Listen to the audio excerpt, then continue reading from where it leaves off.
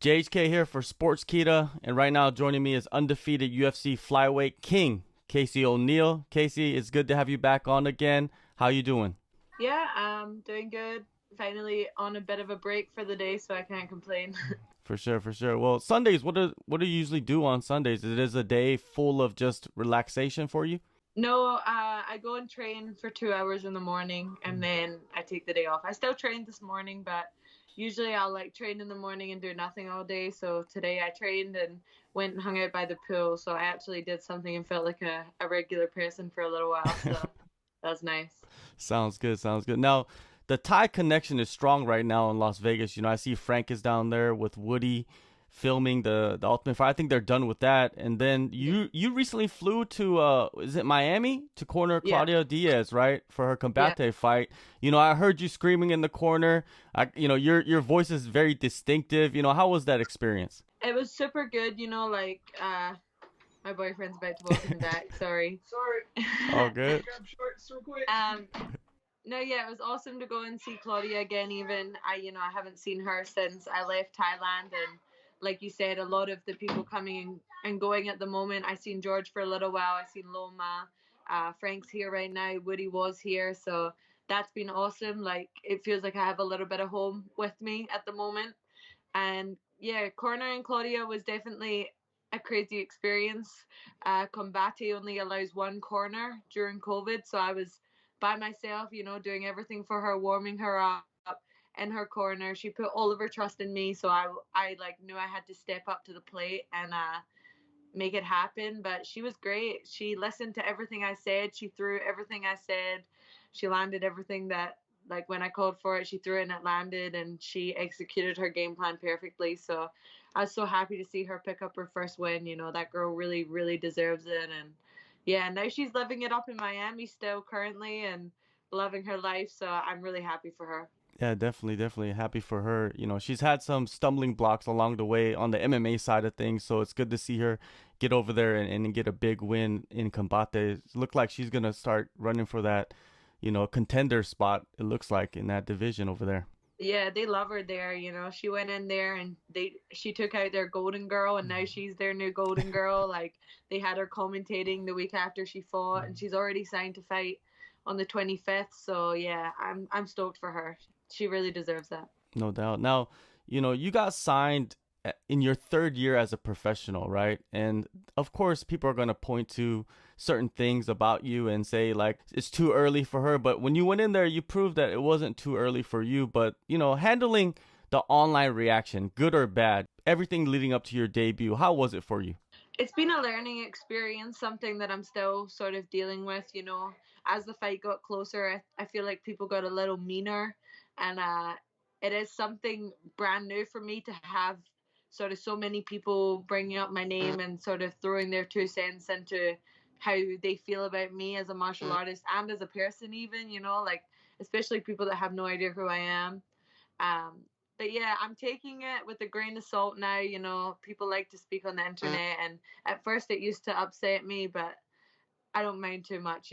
Like even after I got in there and I won, I seen some of the comments where people said that I didn't look good and stuff like that. So I was like, I gotta finish on my UFC debut. Granted it wasn't my best performance. I know that. I felt the nerves going in, and there was a whole lot of firsts for me, and I know that I could have done more, but at the end of the day, I got it done and I got it finished. So people are quick to criticize, that's for sure. Well, you went in there against a veteran of the promotion and took her out in the second round. It couldn't go any better for a young prospect. But were there any surprises, what I mean, during fight week? Was there any unexpected hurdles, from the time you checked into the fighter hotel to fight night?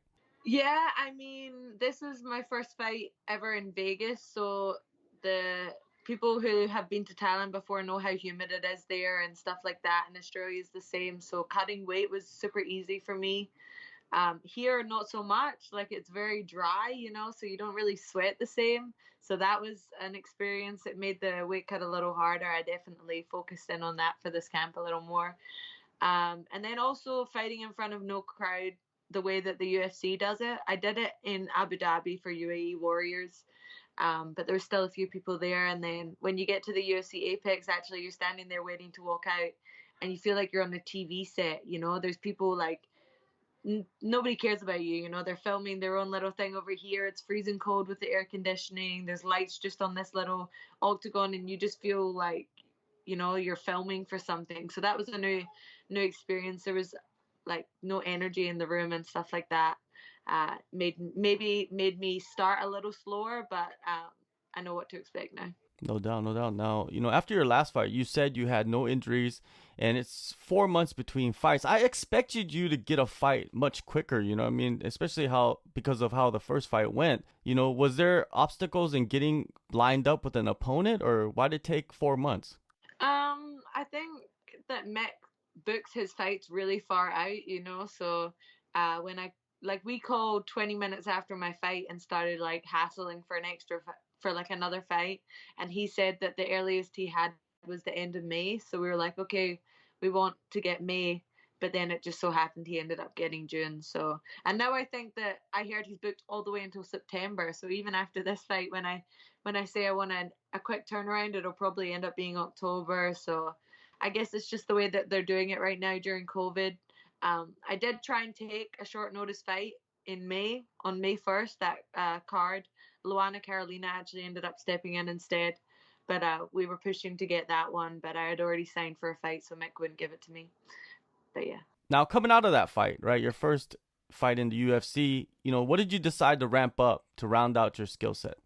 I mean, I'm always improving, right? So like between every fight, and I definitely seen things that I need to improve on, but things I know I need to improve on. I started taking my wrestling a lot more serious. I now wrestle twice a week, so both times are super hard as well. I was only wrestling once a week after I got to the US. And then I hit pads with Eddie. I just sort of changed a few things, I still mainly doing what I was doing, but changed sort of who I'm doing it with and how often I'm doing it. That's the main changes I did. All right. Now, everybody I talk to, they say about you that you're a hard worker, you're a grinder, but sometimes you overtrain, right? And it's just something that you're obsessed with in a way. Training is an exception for you. Do you consider yourself maybe a perfectionist pertaining to MMA? Yeah, I would say that I'm a perfectionist, but I would also say that I'm sort of obsessed with this, going from a 9 to 5 job and training afterwards. I was always like going through the grind, I would work all day and then I would go and train for hours at night and do the same thing the next day. So when I didn't have a job anymore, I had to fill those spots up somewhere. So I just filled it with more training, and I think that's how I improved so fast. And if it's not broke, don't fix it. I know everybody says that I do overtrain, but at the end of the day, that's all I want to do, is fight and train. So if I'm not injured or anything, I just tell myself to go and push through what I can. So this camp, I've actually done less sessions than I ever have in my life. So I actually listened to some people. We'll see if it pays off in the end. More time for recovery. I guess, in a way. Okay, Yeah. okay. Now, on June 19th, you step back into the Apex inside the octagon against Lara Procopio. She's won in the UFC. Her last fight was a pretty dominant win against Molly McCann. What are your thoughts on her and the style she brings to the cage? Yeah, I think that she's going to try and take me down and lay on top of me for 3 rounds like she did to Molly, I seen her fight that she lost, that first fight in the UFC, and she definitely can throw down, she likes to throw down, but I would say that my striking's at a much higher level than hers. So I'm looking to go in there and just make this like a striking clinic, sort of like my fight against Caitlin McEwen. I don't know if you watched that fight, but I see a similar fight for that, for this one. And yeah, I mean, I know she's got a good ground game, but I have a good ground game too. So taking me down is dangerous for yourself as well. The coaching staff you assembled around you in Vegas, it consists of, from what I've seen, is Casey Halstead and Eric Baracco. Who else are you working with over there? It's mainly Casey Halstead and Eddie. That's pretty much all that I work with. I don't like to have too many chefs in the kitchen, it makes a shitty soup. So I try and stick to just the two of them. And I have some really good teammates. Cody Stamen has been helping me a lot with my wrestling and positional stuff. And Miesha Tate has been helping me as well, with little tips and tricks that she's had. So I would say, yeah, I've got two coaches, but in my team, you know, there's so many people who are higher level than me that throw in their 2 cents, and I take everything I can from everyone. Yeah, Miesha Tate, that's a good person to have next to you inside the gym, huh? Yeah, I mean, she's been my main sparring partner for this fight, so I know for sure that this girl doesn't have the wrestling of Miesha, and if I'm like holding my own on the feet against Miesha, who's also bigger than me, this girl is in for a rough night. Also, that championship rub too. You know, Miesha has a lot of belts to her Yeah, collection. yeah. I mean, just hearing from her, you know, that she really believes in me and stuff like that, definitely helps with the confidence side of things as well. Going with people who are at such a high level and them turning around and saying, "Hey, you're actually like really, really good." I'm like, "Oh, okay, maybe I am good." You know, like I've never actually thought that before. But this is the highest level that I've ever been training with, and this is the highest level that I've ever been competing with, and I'm doing well, so I'm proving all those critics wrong. At 23 years old, do you ever step back and say like, "Man, I've accomplished a lot already for being 23 years old, and now I get to train with these, Miesha Tate, you know what I mean, like a legend in the game." Yeah, I definitely find myself standing back and pinching myself sometimes. Like you said, I am a perfectionist though, and I'm a hard worker, so I like to think that I need to be further, further, further, like all the time. But yeah, when I do stand back and see how far I've come, you know, from the girl in Australia that was training in a very small gym, fighting on like home local shows, you know, working in a coffee shop, like 2 years later, I'm here. I live in Vegas. I lived in Thailand for a long time. Now I live in Vegas. I'm training at Extreme Couture with like ex UFC champions, current UFC champions, soon to be UFC champions, and you know, fighting in the UFC myself. It's what I've always wanted, but yeah, it definitely came around pretty fast in the last year or so. I noticed that you don't. I don't know if you do or not. Just by following you on social media, you're not working at the UFC PI. I see a lot of fighters going there, and it's a weird environment. From what I heard from other fighters, it's like there's potential opponents walking around. You don't know who's there. Some people are there. They're not even in the UFC. What is the environment like over there for you?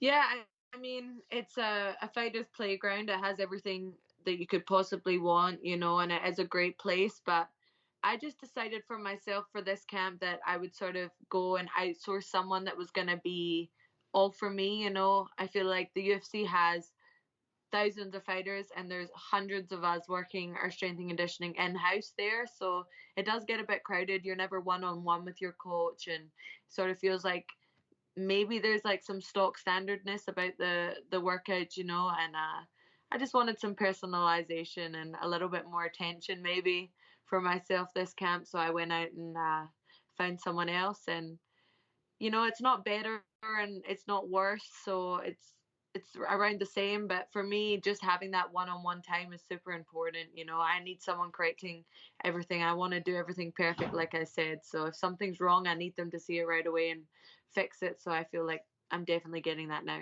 No doubt. No one's gonna blame you for that. Now, do you consider it an advantage to be fighting in Las Vegas? Just in your situation. Well, I mean, it depends who you're fighting, right? Because there is currently a lot of people in Las Vegas, so it is to a point. You know, you're in the elevation, you're in the dryness, you're in the heat. You know what it's like. You don't really need to acclimatize when you get here, like my opponent's going to have to. So yeah, and having it right down the street, you know, it kind of takes like a little bit of the nerves out of it as well, because you drive past it every day and you're like, oh, you know, it's not a massive thing and you're not flying somewhere. There's not added pressure of that. So yeah, it's nice. So, how do you expect to top your first performance in the octagon?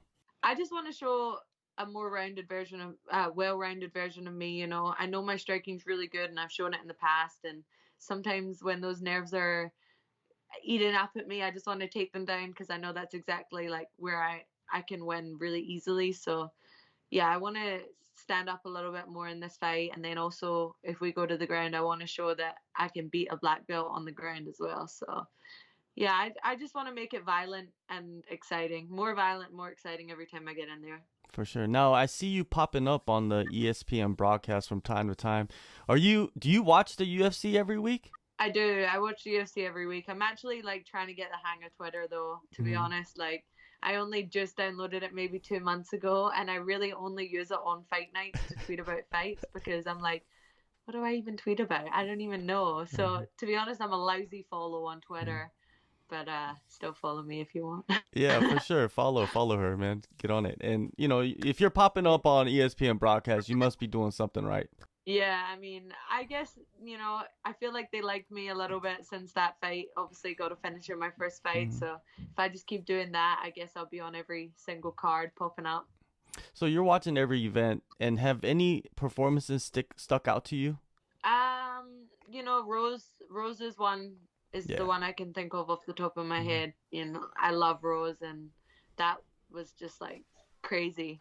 Um, I obviously pay a lot of attention to the female fight, but also Peter Yan. Like I know he got disqualified, but that fight, like he looked amazing. His wrestling looked so good. Frank's actually here right now. I'm getting him to teach me some of those like foot sweeps and everything that Mhm. Peter had been doing. So yeah. I would say Rose though is my number one for quarantine currently. All right. Well, in the flyweight division, Valentina, she pretty much dismantled Jessica Andrade and that fight. And when you were watching it, what were you thinking? Did you expect that to happen?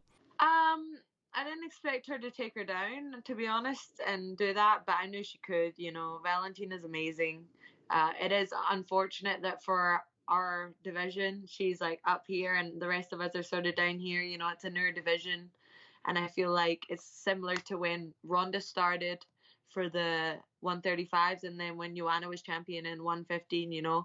But it just means that we're all going to grow fast to get there. And I think that she's got a couple more years before someone really starts challenging her. Well, there's this group of prospects, and you're tied in there with them. You know what I mean? Like Miranda Maverick, so to say. You know what I mean? Those types of prospects that are coming in, making waves early on in their career. When you look at them, who is the other fighters that you pay attention to in the division? Definitely Miranda's one of them for sure. I think that she's a really good fighter and she's got a lot of experience through Invicta. So I think she's going to go really far in the division. Uh, there's a lot of tough girls though, Andrea Lee got a good win not long ago, and yeah, there's some vets in there for sure. But as far as young up and comers, I would say that honestly, me and Miranda are probably the two that I think are gonna shoot to the top of the division. When you look at the vets, because there are a lot of vets in that top 15 and, outside the top 15 also, do you see any names where you're like, I need to fight this girl before she retires or she ends up leaving the UFC? Not so much in the 25 division. Mm-hmm. I'll fight anybody, but like I said to Mick and to Danny, my manager, I'm in it for a marathon, not a sprint. So I'll fight from the bottom of the division all the way to the top. It doesn't bother me, I'll fight number 50 to number one. So I just want to have as many fights as possible, get as much experience as possible. And then when I do become the champion, I want to reign like Valentina does and not let anybody beat me. Do you see any other like prospects? There's been many examples in the past where they come in young and they have a lot of hype and a lot of potential, but then they get pushed too quick, right? And it just fizzles Like out. Macy Barber. I guess, yeah. Yeah, Well, so she's fighting Miranda Maverick now, yeah, which is an interesting Macy. matchup. Well, I mean, she's not going to win that fight, but I mean, they even tried to get me to fight Macy. To be honest, that was offered to me after my last fight. Um, but yeah, I think that Macy for the 125 division, she definitely got pushed way too fast, and Edmund Shabazian also as well, which was another recent one. Sean O'Malley is another one, got pushed pretty fast. He's coming back now, but then you look at Cody Garbrandt, who actually won the belt, but then lost it quite fast, and then now he's on like a downward slope. So they do, unfortunately, have a habit of pushing people who gain momentum fast to get to the top. But I really think that you can gain so much experience and still gain fans and still make money for the promotion, fighting equal fights until you get to that point where you do deserve it. I really don't think anybody, unless they're super old and they're coming to the end of their career, should be pushing to go far very fast. I think even Miranda spoke about herself too, wanting to sort of do the slow burn and gain the experience as well, and I think that's really smart. Yeah, it is definitely smart. You guys are both smart fighters. June 19th, you're back in the octagon, UFC Fight Night Las Vegas. Thank you, Casey, for the time. Always good catching up with you. Good luck on the fight. Good luck on this year, and the future is bright for you. Yeah, thank you. I appreciate it. Make sure you tune in on June 19th. It's going to be even better than the first one.